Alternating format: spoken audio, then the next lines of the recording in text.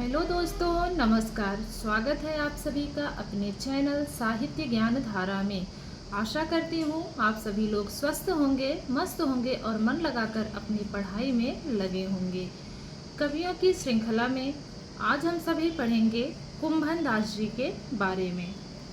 जैसा कि सभी को ज्ञात है कि इनका अष्टछाप में बहुत ही महत्वपूर्ण योगदान है और स्थान भी है।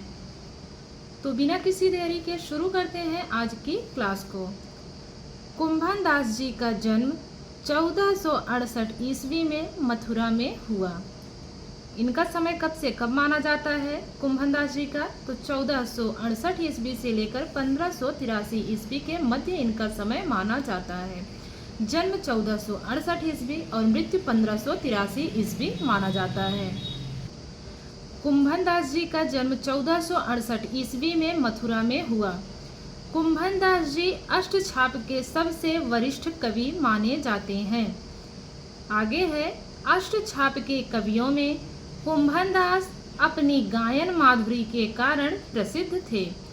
गायन की दृष्टि से कुंभन दास जी सूरदास के बाद प्रमुख कवि माने जाते हैं। कुंभन दास जी ने अपनी रचनाएं ब्रज भाषा में रची हैं। आगे है, कहते हैं कुंभन दास जी माया, धन, मान, मर्यादा आदि से कोसों दूर एकदम विरक्त भक्त कवि थे। अष्टछाप के कवि चतुर्भुजदास इनके ही सबसे छोटे पुत्र थे। अकबर ने जब कुंभन दास को धर्म सभा में फतेहपुर सीकरी में बुलाया, तब कुंभन दास जी ने क्षुब्ध होकर कहा था, संतन कहाँ सीकरी सो काम, आवत जात पनहिया टूटी, बिसर गयो हरि नाम। तो यह इनकी बहुत ही इम्पोर्टेंट पंक्ति है, पूछी भी जाती है परीक्षा में। आगे देखते हैं इनकी जो है प्रमुख रचनाएं कौन सी हैं। तो राग कल्पद्रुम है, राग रत्नाकर है और वर्षोत्सव कीर्तन है। इनकी महत्वपूर्ण रचनाएं कौन सी हैं? तो राग कल्पद्रुम है, राग रत्नाकर है और वर्षोत्सव कीर्तन है। तो कुंभन दास जी से जितने भी बनने वाले प्रश्न हैं, एक बार उनको भी देख लेते हैं प्रश्नोत्तरी के माध्यम से। तो सबसे पहला प्रश्न है, कुंभन दास जी का जन्म कब हुआ? कुंभन दास जी का जन्म कब हुआ? आपके सामने ऑप्शंस हैं 1479 ईस्वी, 1480, 1468 ईस्वी, 1478 ईस्वी। तो इसमें 1468 ईस्वी सही है। अगला प्रश्न है, कुंभन दास जी के गुरु कौन थे? कुंभन दास जी के गुरु कौन थे? ऑप्शंस हैं वल्लभाचार्य, विठलाचार्य, सूरदास और रामानंद। तो इसमें से कौन माने जाते हैं इनके गुरु? तो वो हैं वल्लभाचार्य जी। अगला प्रश्न है, संतन कहाँ सीकरी सो काम, आवत जात पनहिया टूटी, बिसर गयो हरिनाम। कुंभन दास जी ने यह किस अवसर पर कहा था? तो आपके सामने ऑप्शंस हैं। पहला ऑप्शन है जब कुंभन दास जी गंगा स्नान पर गए।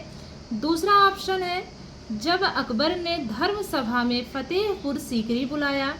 तीसरा ऑप्शन है जब अकबर ने राजनीतिक सलाह के लिए कुंभन दास जी को दिल्ली बुलाया। अगला ऑप्शन है जब कुंभन दास जी दक्षिण में भ्रमण पर गए। तो ये सभी को पता है कि जब अकबर ने धर्म सभा में फतेहपुर सीकरी बुलाया था, तब की ये पंक्तियां हैं। तो सभी को पता है और बहुत ही महत्वपूर्ण पंक्तियां हैं, तो इसको ध्यान में रखेंगे आप लोग। अगला प्रश्न है, कुंभन दास के काव्य की भाषा क्या है? ऑप्शंस हैं संस्कृत, खड़ी बोली, अवधी या फिर ब्रज भाषा।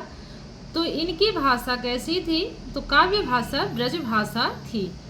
अगला प्रश्न है, अष्टछाप के कवियों में सूरदास के बाद गायन शैली में सर्वाधिक प्रसिद्ध थे। तो आपके सामने ऑप्शंस हैं कृष्णदास, चतुर्भुजदास, कुंभन दास और परमानंद दास जी। तो वो हैं कुंभन दास जी। अगला प्रश्न है, कुंभन दास जी के पुत्र किनके शिष्य थे? वल्लभाचार्य के थे, विठलाचार्य के थे, सूरदास के थे या फिर रामानंद के थे?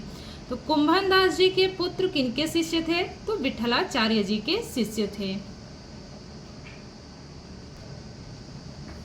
कुंभन दास जी के पुत्र विट्ठलाचार्य के शिष्य थे। अगला प्रश्न देखते हैं, कुंभन दास जी की रचनाएं हैं राग कल्पद्रुम, राग रत्नाकर, वर्षोत्सव कीर्तन या फिर सभी।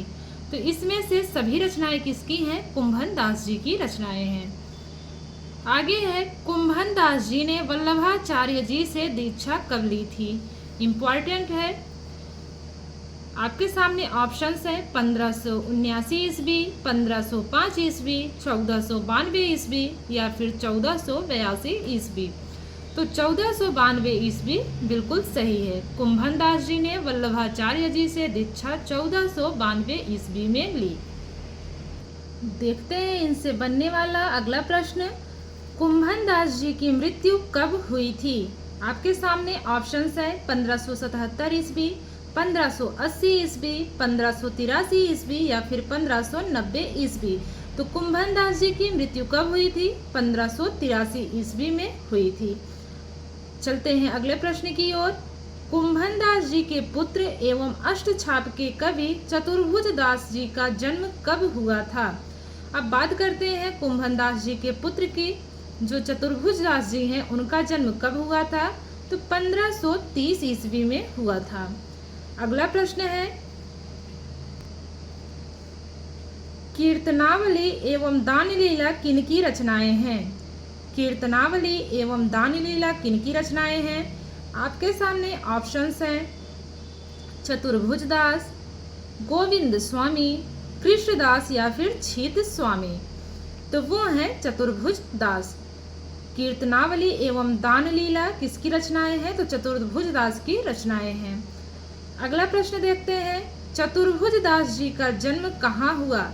मथुरा में, किशनपुरा, जमुनावतौ या फिर सीही। तो वो हुआ है जमुनावतौ में। तो कुंभन दास जी से बनने वाले जितने भी महत्वपूर्ण प्रश्न थे उस पर हम लोगों ने आज चर्चा कर ली है। आशा करते हैं आज की क्लास आप लोगों को अच्छी लगी होगी। अगर क्लास अच्छी लगे तो प्लीज़ आप लोग कमेंट करके ज़रूर बताइएगा, ताकि ऐसी ही वीडियोज़ हम आप तक पहुंचाते रहें।